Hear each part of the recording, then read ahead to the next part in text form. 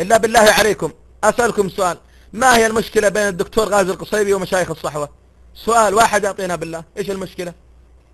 رجل مصلي، عرف أنه مصلي وفيه خير وخدم البلد ووطني فحل ورجل أديب لا يشق له غبار، بأي حق يعادونه؟ وما قد جاءنا وزير في هذا البلد للتعليم إلا ورموه بالعلمانية. هؤلاء مشايخ الصحوة يرمونه بالسر وأمام الناس لا ما يتكلمون. لماذا؟ لماذا تنشرون بين الشباب بأن هؤلاء الأبطال الوطنيين الذين هم حملوا الوزارات وحملوا هم هذا الوطن ولربما بعضهم ما ينام الليالي، وأنتم تقولون بأنهم علمانيين؟ بأي حق؟ أليست العلمانية كفر؟ أليست العلمانية كفر وتعلمون أبناءنا بأنها كفر؟ فلماذا تنشرون عن كل وطني، عن أي وزير يأتي في وزارة التربية والتعليم تنشرون بأنه علماني؟ لماذا؟ لماذا هذا التسريب الخبيث؟ لماذا هذه التوطئة الخبيثة لتورط الشباب في كره دولتهم وكره المسؤولين وكره النظام وتهيئة أن هذه الدولة أنها علمانية؟ لماذا؟ هل من إجابة؟ لا يوجد إجابة. والله ليسوا علمانيين، والله لا أعرف وزير في بلدنا من فضل الله علماني، بل كلهم من أهل الصلاح ومن أهل الصلاة. نعم يختلفون في المناهج وفي كيفية التغيير وفي كيفية الإصلاح، وهذا شيء مشروع جدا جدا جدا وجائز في الإسلام قضية الاختلاف، والاختلاف في كيفية إصلاح المنكرات أيا كانت. القصيبي رجل أنتم لا تعرفون الليبراليا، والله ما تعرفون تتكلمون، والله لا تطيقون أن تتكلمون. أنا والله حتى في الأماكن العامة ما أتكلم معكم، لأني فعلا أخشى فقهكم. أنتم لا تفقهون، أنتم قد تقتلون الناس لمخالفتهم. الآن يا مستر بومبش، مدري بومبش، ممكن ترفع لي يدك وتقول لي العلمانية والشية ولا الليبرالية؟ ولا سمعت واحد من المطاوع أبو لحية أبو سروال قصير قال لك علمانيين، قلت علمانيين معهم.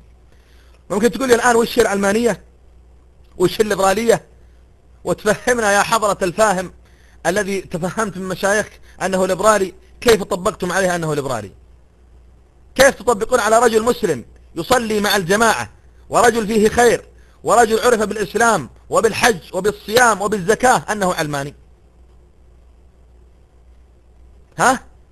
تتابع الشيخ فلان، تعرف لأن الشيخ فلان يغار من الدكتور غازي القصيبي، فغازي القصيبي شاعر وأديب ومفوه ووزير، عرفت؟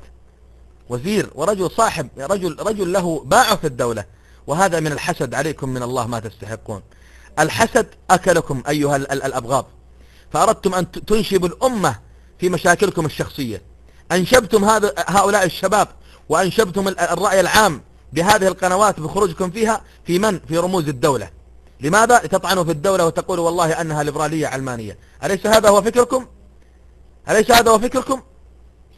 تريدون ماذا من هذا الكلام؟ تريدون أن تقول أنها تحكم بغير ما أنزل الله؟ جيد. كل بحثكم ليس والله للتوحيد وليس للقرآن وليس للسنة. والله ما أنتم تبحثون إلا عن الفتن وعن الكرسي، وأنكم طامعون فيما يسمى بالخلافة لتأكلون أموال الناس.